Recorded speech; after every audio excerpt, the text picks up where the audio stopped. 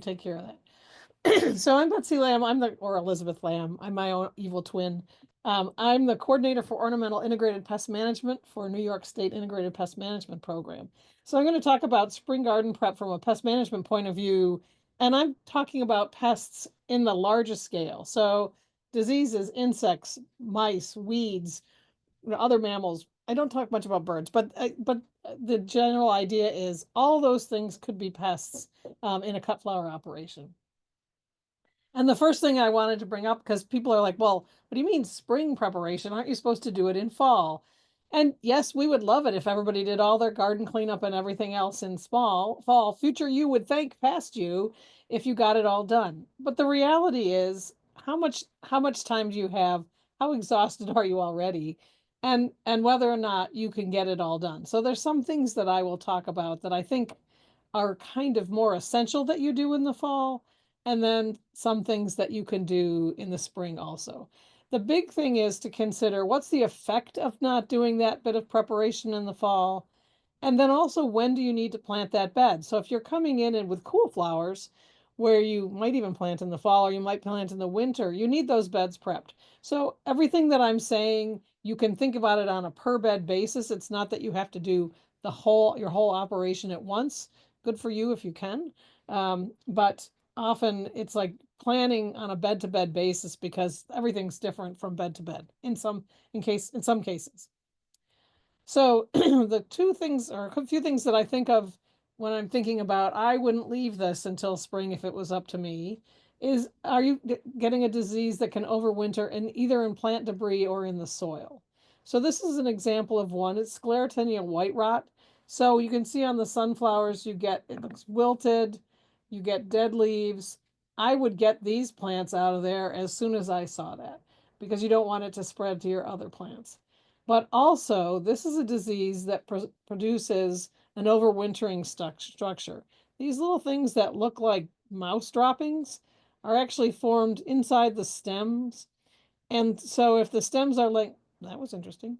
If the stems are laying on the ground, those little organisms are then going to move into the soil and then can survive the winter. So when spring comes and you've got a plant that they'd like to infect, they can then they'll open up, they'll send out spores, and you've got an infection ready to go in whatever you've put in that field, with certain caveats. We'll talk about planning and knowing what you had before and choosing what you're going to put in there.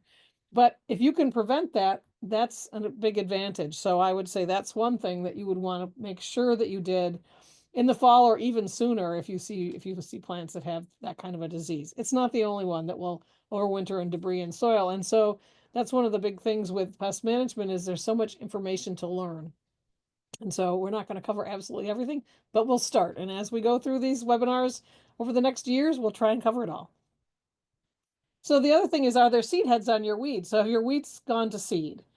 And you see down the bottom, it says, don't let your weeds go to seed.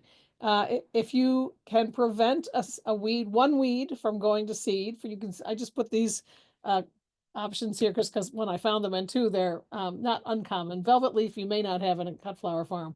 Common lamb's quarters, you probably do. And this is a picture of common lamb's quarters. 57,000 seeds per plant. So if one plant goes to seed, now you have 57,000 potential new plants. And they won't all germinate the next year. They can live in the soil, and they can just sit there dormant in the soil. And we have what we call a weed seed bank. So almost no one has a soil basis that is weed free. And they've done some studies on a variety of different things where the number of years that the seeds can survive is dramatic. There's a test in Michigan, I think, where they bottled up soil, and I think they've been looking at it every so many years for about 100, maybe 100 years even, and they're still getting seeds that will germinate. So anything you can do to get your seeds, to prevent your weeds from going to seed and getting seeds on the soil is an advantage. So that's another one that I wouldn't wait. It's not the only way that weeds can spread themselves, but it's a big one for certain ones. And then people will often say, well, what about having beneficials overwintering in stems and so forth? And here's some pictures of bee larvae and bee pupae that are inside, usually perennial plant stems. And so it's true that if you've got perennials and you're looking to either promote bees or there are also some other beneficial insects that will survive in plant debris, often leaf litter and brush piles for ladybugs and ground beetles, for example, and those are great sources of free biological control in your fields. Um, and so, again, this is something that might make you say, I don't want to take those stems out in the fall. I want to leave them.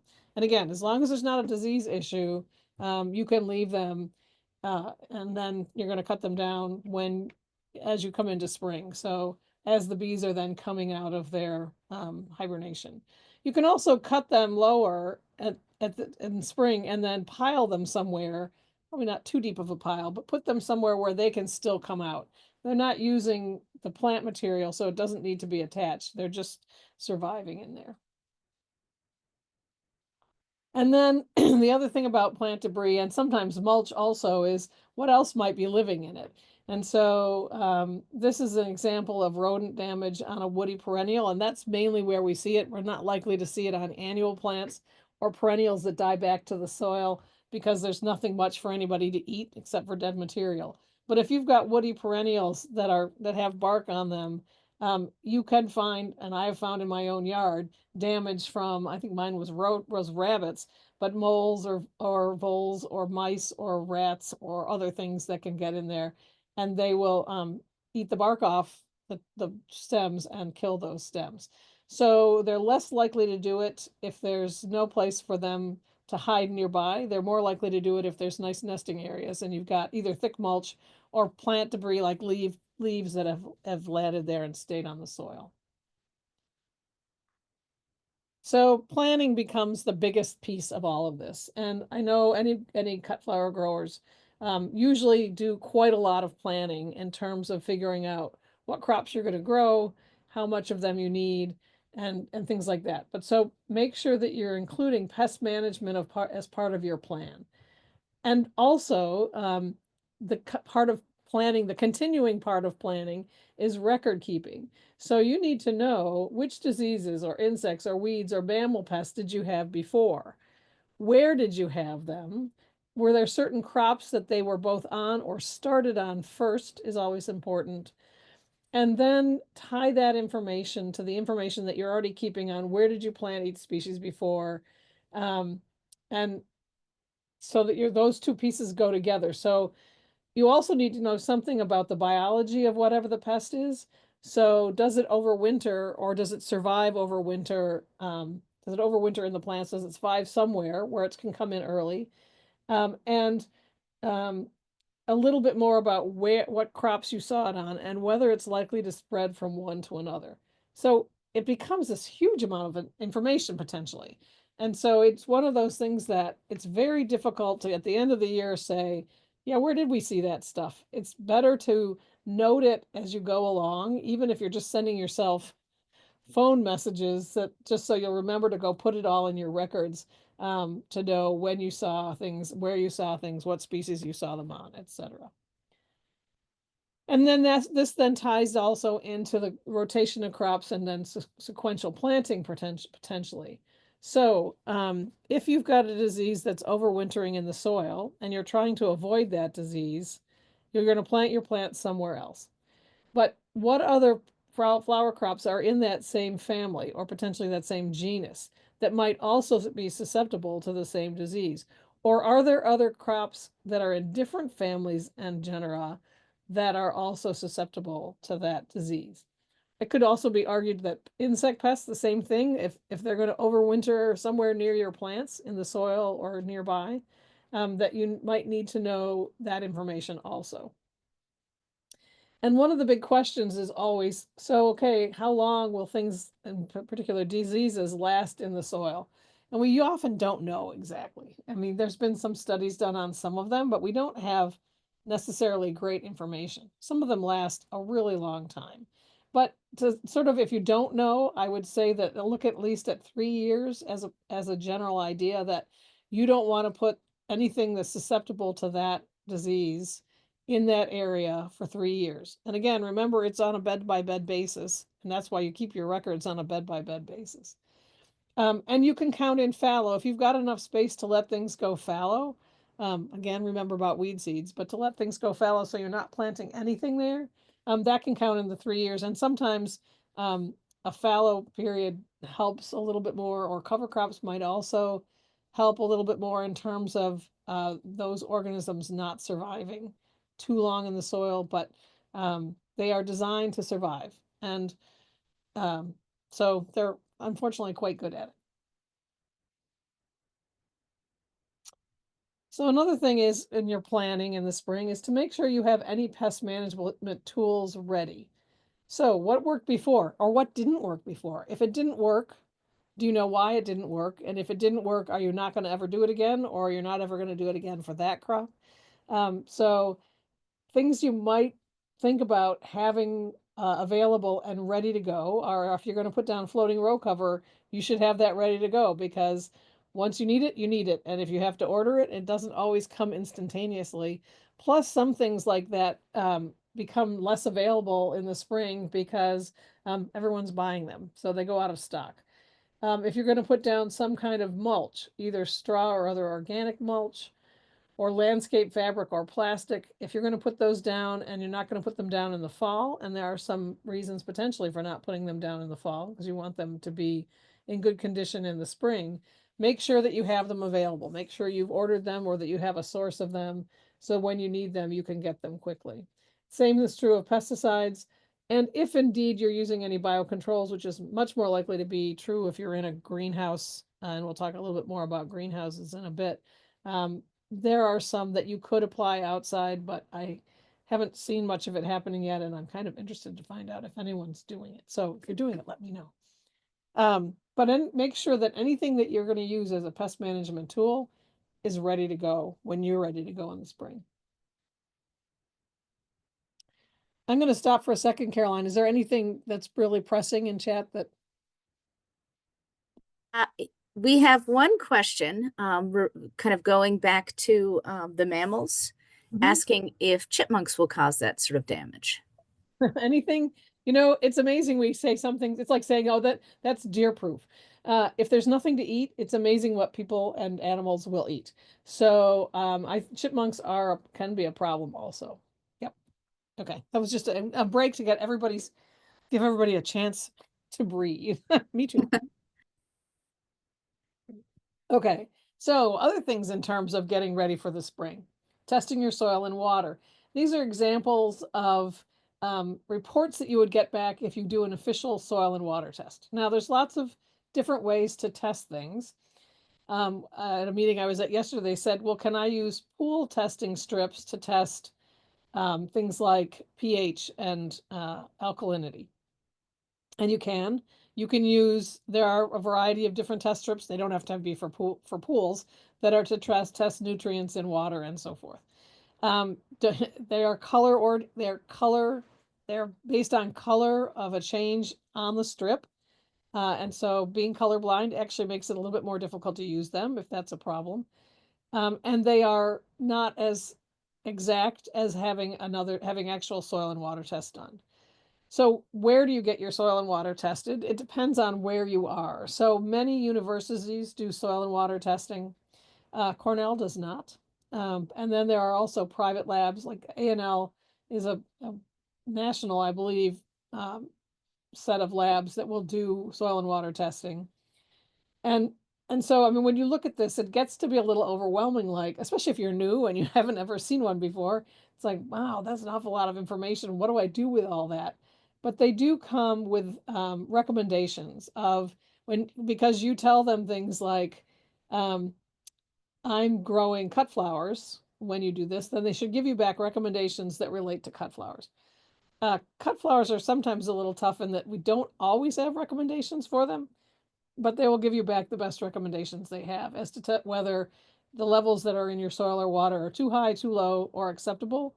And when to test and how often to test depends on a few things. If I was just starting and I had new land and I hadn't grown anything on it, I would actually test the soil of anything that was going to be a field in that year, just to make sure that I know what the differences are in terms of how much fertility I might need to use, or if there's anything that's going to affect the growth of my plant, like pH of the soil and water.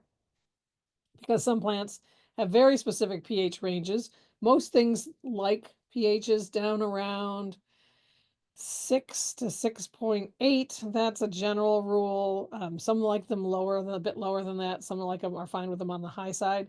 It does affect the availability of the nutrients, and so we're interested in what the pH is.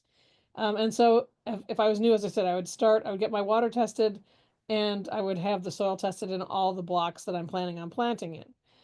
If I'm going on from there, I would say you don't need to test all your soils every year, but I might do something on a 2 or 3 or 4 year basis of, if I'm doing it on a 2 year basis, I do half the fields in one year and half the other, or thirds, or whatever, how it breaks out. So that you're getting fairly frequent updated information on what your soil tests are like. Water is a little bit different in that, depending on your water source, they can change fairly dramatically from year to year, especially if you're using surface water. So if you're irrigating out of a pond or some collected water source where any runoff will end up in that pond, it may change based on the amount of rainfall we have. It can change on a variety of other things.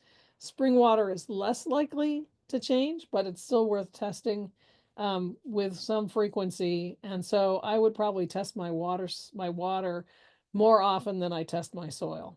And again, some of it is like you may not worry about how much copper is in your soil, but you might really worry about what the alkalinity is, because that affects your ability to change pH if you need to change the pH to get good growing for some of your crops. And then that kind of leads into the concept of fertility. And why is fertility a pest management option? Because healthy plants are better able to withstand insects and diseases. So you want the optimum levels of everything, and you don't want to over-fertilize. We actually did some research on over-fertilized plants and whether or not you get an increased rate of development of aphid populations, and we did. So aphids, and to some extent powdery mildew, there may be other diseases in insects. If they're feeding on something where there's an advantage of having luxurious growth and soft growth, which you get with over fertilization, it's often not very good for flower production either. But from a pest management point of view, if you get that kind of soft, luxurious growth, things can attack it more easily, and so you might find more feeding and more damage from pests. And then the big thing that, of course, you need to do is you need to clean out your beds. And so, again, it changes a little bit whether or not you're talking about annuals or perennials. And something that I discovered when I was looking up to see what I could find that other people had said about this is that people are considering leaving the roots in. So just cutting the plant material off. And some people have big enough beds that they took a mower out and they just mowed it all down, and then left the roots in there. And so I think that would depend a little bit on the size of the root masses. The comment was, if you're pulling all the root masses out, you are losing a lot of soil, which is true.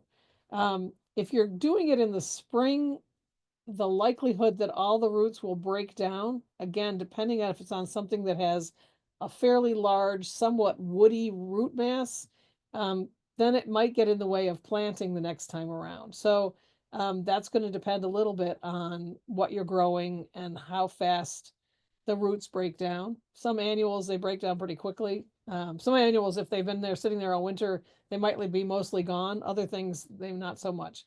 And then the other question, so now you've cut off all this top growth, or you've got the top growth and the weeds, should you compost it or not? And the answer is yes, unless you've got disease issues that could possibly be in that plant debris. And if you're not sure, I would say don't compost it. If you're a really, really good composter and you know how hot your piles get, and you're doing a lot of testing to make sure that you're getting excellent composting, there are people who will compost things that have diseases on them. If you're not sure, or you're not putting that much work into your compost, I wouldn't. It's better to just bag it and take it away. If you're looking at perennial crops, you're not cleaning the beds out entirely, but one of the big things you're looking at in particular is weeds, and especially perennial woody weeds, because you're not going through and retilling or cleaning a bed out entirely. It's easy for those those weeds to get established, and the bigger they get, the harder they are to get out. And you can see um, something like bindweed. We did some testing on bindweed, and we actually cut it down every week, and you could practically hear it grow. And it's got a nice big taproot, and it will grow top growth off of that taproot for a long time, even if it doesn't seem to be having much time to do photosynthesis. So anything and that's not a woody weed, that's just a particularly pernicious weed that's hard to get rid of. So especially the woody ones, or the ones that are really hard to get rid of, those are the things to concentrate in your perennial beds where you're not likely to till them. And then cover crops are something we tend to think of cover crops as putting them in the fall and then killing them in the spring, or that they die over the winter. But depending on how long it takes to get the crop up, the cover crop up, you could put them in early spring and have them out before you're going to come in and seed or transplant in your cut flowers. So buckwheat is about 50 days, and it'll germinate in soils as low as 45. That one you want to make sure you mow before it flowers, because it can become quite a nice weed also. This is buckwheat that's flowering in the picture. Whoops. Field peas are about 60 days, and you can plant them, they'll germinate about 40. That's why we plant our peas on the 1st of April. And so they can withstand some heavy frost, and that's in the center. And then oats are about 60 days, also 40 degrees F. And then they need good seed soil contact. And peas also. Peas are not something you're just going to scatter over the top of the soil and have them germinate well. They need to be tilled in. And that's sometimes the limitation for doing them in the spring, because you have to be able to get in to the field and be able to plant your cover crop. But it is a possibility if you haven't been able to do it in the fall.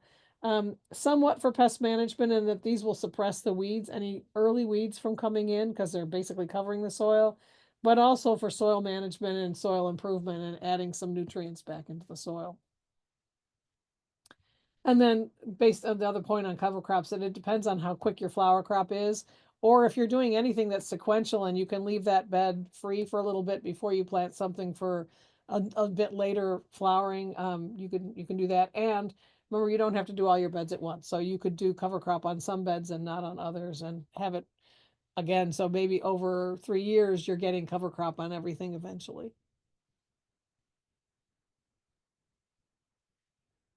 So another thing that people often do is tarp for weed management.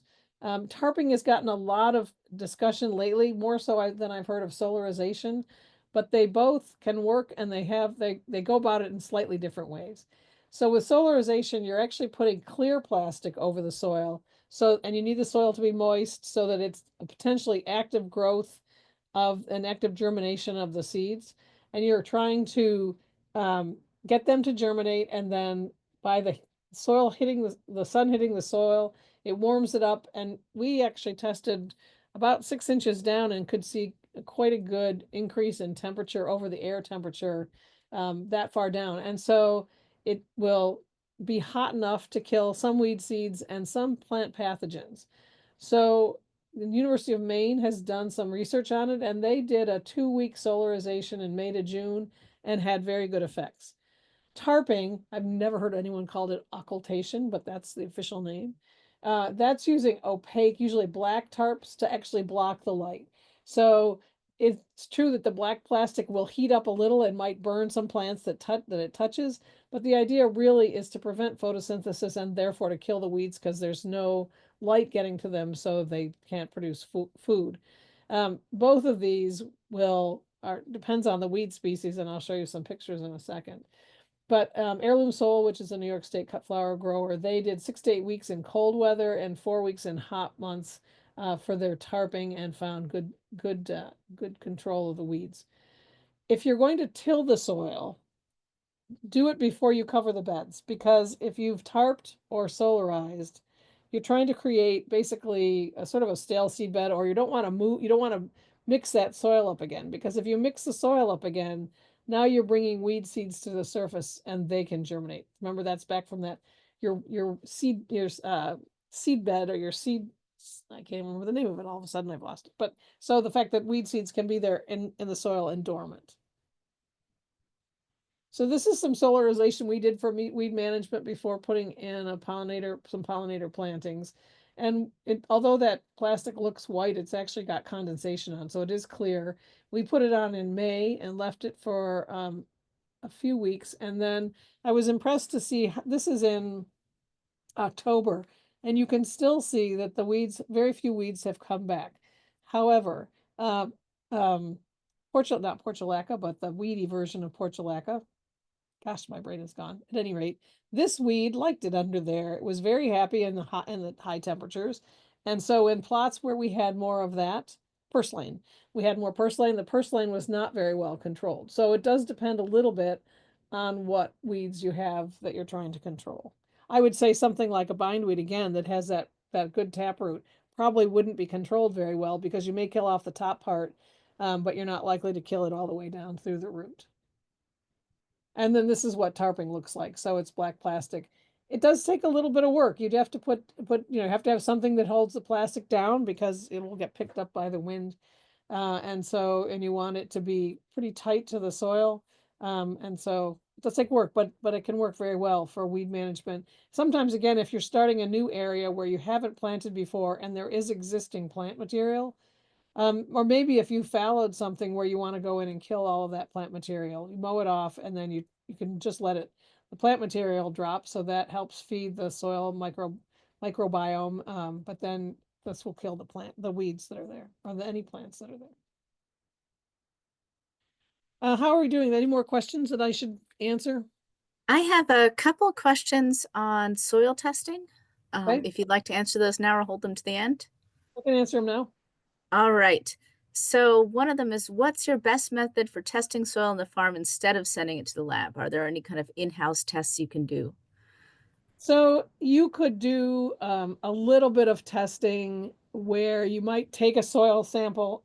We use this in greenhouses. It's called the pour through method, where we're pouring clean water, and also sometimes we use distilled water because we don't want to add any nutrients in or any compounds in with the water. That you'd pour it through a mass of the soil, and then you could test the water that comes through. Now you might want to have that's mostly I would be testing something like pH and electrical conductivity. Electrical conductivity is a measure of the dissolved salts in the soil. And when I say salts, I don't mean sodium chloride, table salt. I mean other kinds of compounds.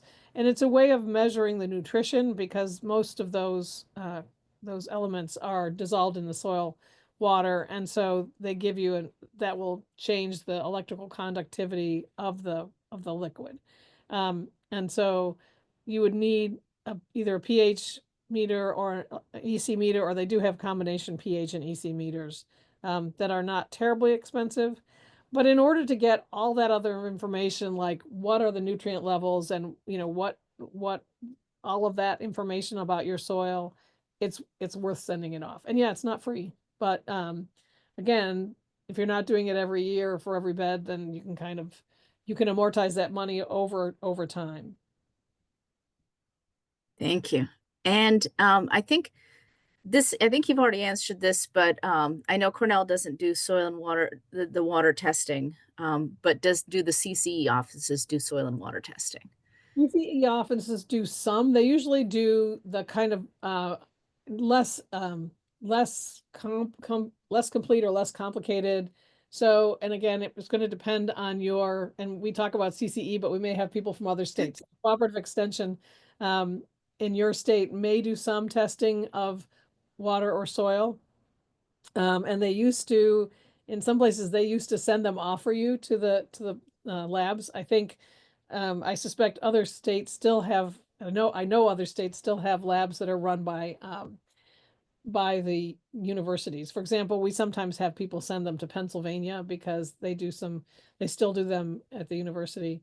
And so in New York State, instead of Cornell doing them, they go to Dairy One. And I was just looking at the website and I couldn't quite tell if you could send it in or if you had to bring it in. And if you have to bring it in, it doesn't make any sense to use that if you're not in Ithaca or pretty close by. So it used to be you could send them.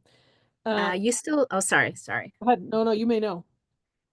This is one of those, and I hate to do this, call your local cooperative extension office. I know that in our county, we have a pickup point.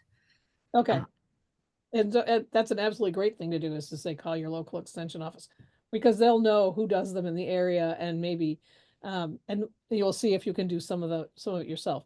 One thing that Cornell does have, and I've got some resources at the end of this, and I included this one. There's a much more complicated, or not complicated, but it's a more complete one where they're actually looking at the level of biological activity of your soil, which is something that we're interested in, because for all we don't like disease organisms that are living there, there are other things that are in there that are good and do help plant growth. And so they have you can actually download the manual on it, but they will do testing where they'll do much more in-depth testing if you're interested in that. Again, I would do that even less frequently than I did just regular soil testing. Um, but it is, again, something that might tell you, especially if you're just new and getting going, tell you something about your soil that's useful to know in terms of production. We have about 5 more questions, Betsy. Would you like to do one more now or just save them till the One more end? now, and then Okay. go on with you. So the first part of this one, I think you answered, but it'll be easier to read the whole question. Any thoughts on early tillage like mid-April, then laying a silage tarp until it's time to plant in those beds? Specifically, how that might affect emergence of pests that pop up from the soil during that time? And is there a risk of harming beneficials that overwinter in the soil? So, I mean, I think that is something that it does make sense, is till in the spring you've got moist soil, tarp it. It's mostly for weed management because it's not heating the soil up the way solarization is. So you can also do solarization at that point. That will heat up the soil and will do a little bit better job on some of the disease organisms, and potentially some of the insects, if there's insects that are overwintering there. Now, if it's affecting those organisms, it does have the potential also to affect other biological control enzymes or beneficial beasts that are there. Um, those can move back in. So if you're tarping, you might just tarp the bed and leave the walkways untarped, so that anything that's good that's in there can move back into the soil that you've then affected. But with tarping, you're really not heating the soil very much, so it's mostly weeds or plant material that's there. So you get a little bit of a difference with the two there, solarization and tarping, in terms of what's going on in the soil beneath. I'm not going to say that it doesn't heat the soil up to some extent, but really, if you think about it, it's the plastic that's heating up, and it's really the fact that no light is getting through, and that won't affect too many things that are in the soil because most of them are not using light anyway. All right. I will jump into greenhouse and high tunnels, and then it's nice to know we've got a lot of questions. So if I get done in plenty of time, we have something to talk about. So many cut flower growers have greenhouses or high tunnels. They might use them for starting seeds. You might use them to actually grow in. And if you're growing in them, you're always looking at season extension. And so that kind of moves spring a little earlier. So if you're planning for spring, you need to think about it almost in the winter. So often people will say to me, well, I have a greenhouse, but I turned off all the heat and I just let it freeze over the winters. That should be enough, right? That's going to kill everything. Unfortunately not. And if you think about it, we have insects and diseases outside that survive the winter. So if they can survive it out there, they're going to survive it in your greenhouse. And some of those come in depending on whether you have an open greenhouse, open sides, or an open ends, which most people do.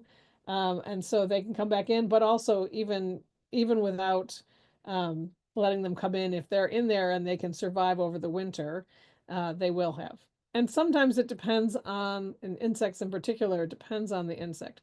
There are insects that require plant material to survive. And if there's no plant material, and that includes weeds, they don't survive. And so those are the ones that we have to think about even more, because, well, or unless you've left weeds in your greenhouse over the winter. And again, those weeds may freeze, but they're somewhat protected, so they may not, and they may start up really early because they're not dead. They're just the leaf material may have died.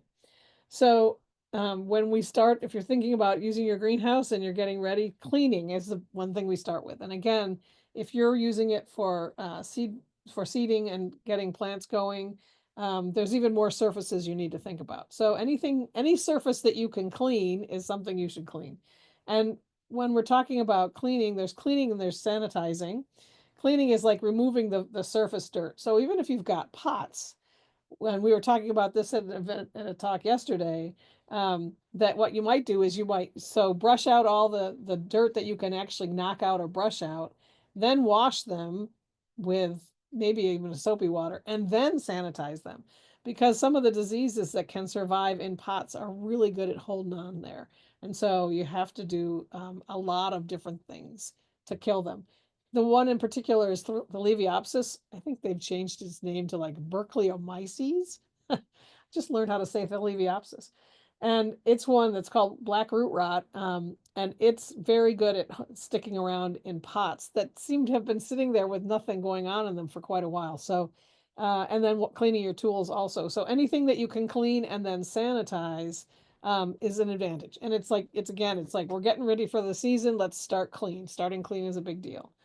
In terms of weed management, taking out any existing weeds and then thinking about what you're going to use for your weed control strategy if you're growing in a structure. And so in this picture, they've got straw down for the walkways, and then it's not clear what they're necessarily doing for weed management within the beds, but there's going to be some plan. If you're in a greenhouse that's got benches, it's really easy to have there be weeds along the edge of the greenhouse and under the benches where it's hard to get to, because it's hard to get to them. So that's a place where you need to really look for those weeds, because insects will survive on them, diseases will survive on them. And even though you think it's a weed, so sometimes they're related to the crops that we're growing. So it makes a big difference in terms of, again, the whole concept of starting clean. This is some of the sanitizers you can buy. A lot of people use Green Shield. That was one that I took it off this list because it's no longer for sale. It's also a quaternary ammonium, but Physan 20. And again, these are considered pesticides, so you need to check in your state to see which ones are labeled for your state and for the use you're putting it to. So quaternary ammonium and hydrogen dioxide are the two sort of main one. People use bleach. Again, technically you should use a bleach that's labeled as a pesticide. And bleach is corrosive. So these have some benefits over bleach in terms of how to use them and safety of using them. So that's another thing to consider. And then in terms of pest management inside a greenhouse is knowing which insect pests you had previously. Now, if you're just doing seed starting, you may not have had too many pest management problems because your plants aren't in there all that long. If you're growing in the greenhouse, you have the potential to have more. The three things that or some of the things that I've listed here in terms of pests might be more common in sort of, greenhouses where you're growing in media and you're maybe not growing in soil beds, but there are possibilities everywhere.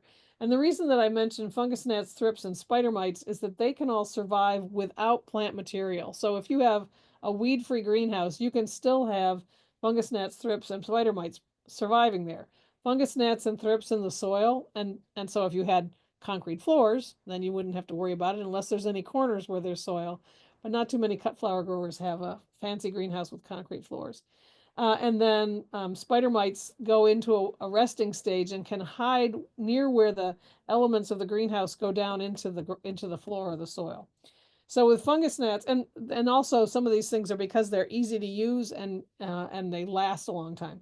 Rove beetles and Stratiolaelaps mites. So this is a rove beetle here. This is a little Stratiolaelaps mite. They live in the soil. If you put them down once in the spring, they'll form populations and they'll go find anything in the soil that they can eat. And so they'll eat the bad guys, and the rove beetles might actually eat the Stratiolaelaps mite. So you may just want one of them. But they're it's sort of cheap insurance and works well. There are certainly rove beetles and other ground beetles that exist outside and might move into your greenhouses as well. But these are some that are commercially available. And this little orange mite is a Persimolis that's used for spider mites. And you can apply those in the greenhouse near where the structural pieces go down into the floor. If you know you've had spider mites before you have any plants in the house and just as you're warming up a house. And so this will go out as in the recording, but then when we get the fact sheets made, which maybe take a while, all these resources are available. And I will tell you my email address in case you have questions that you want to send after the fact, or if you want this list of resources. Certainly not all the resources that are out there, but there are a few that I found when I was putting this together. My email address is eml38 at cornell.edu. So EML38 at cornell.edu. So that's what I have. So let me stop sharing. I can get there.